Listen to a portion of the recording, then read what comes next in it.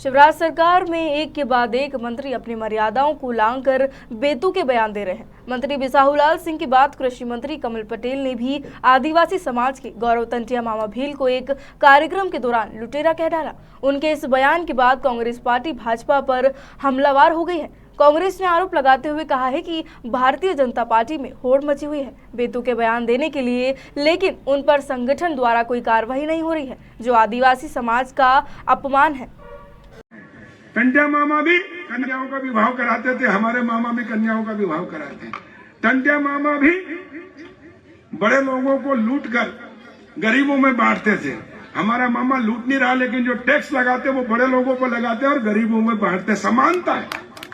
तो एक तरह से ये कह ले कि टंटिया मामा का पुनर्जन्म शिवराज सिंह चौहान के रूप में, मुख्यमंत्री के रूप में हुआ है, जो पूरे प्रदेश को बहुत ही निंदनीय बयान है। भारतीय जनता पार्टी के नेताओं में प्रतिस्पर्धा चल रही है, कौन किससे ज़्यादा बेतुका बयान देगा।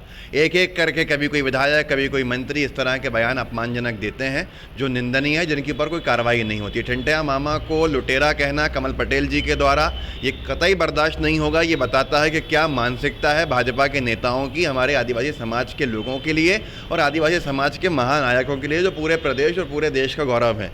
अब यहाँ पर यह तक उन्होंने कह दिया कि टंटिया मामा लुटेरे थे, लूट के लोगों में पैसा बांटते थे। ऐसे ही हमारे शिवराज मामा हैं, वो लुटेरे, लेकिन टैक्स बड़ा लगाते हैं बड़े लोगों के ऊपर और उसको बांटते हैं नीचे। तो एक तरह से वो शिवराज जी को भी लुटेरा कह रहे हैं। तो ये सारी चीज़ें हैं जो भाजपा की जो विचारधारा है खुल के जनता के सामने आ रही है।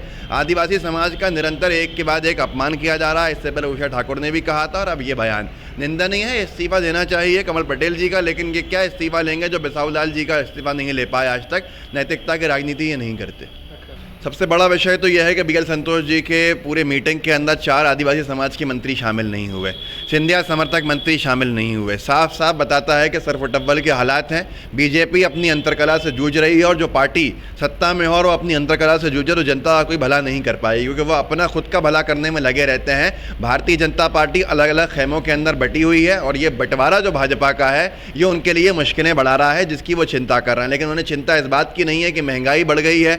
जनता के बीच के अंदर जो महंगाई को लेकर खाई बन गई है वो बहुत बड़ी बन गई है। जनता की परेशानियां नहीं, आज भी बीएल संतोष जी हो, कोई भी हो, अपने खुद के लिए सोच रहे हैं, लेकिन वो उसको कंट्रोल नहीं कर पाएंगे क्योंकि अंतरकला गुटबाजी चरम सीमा पर।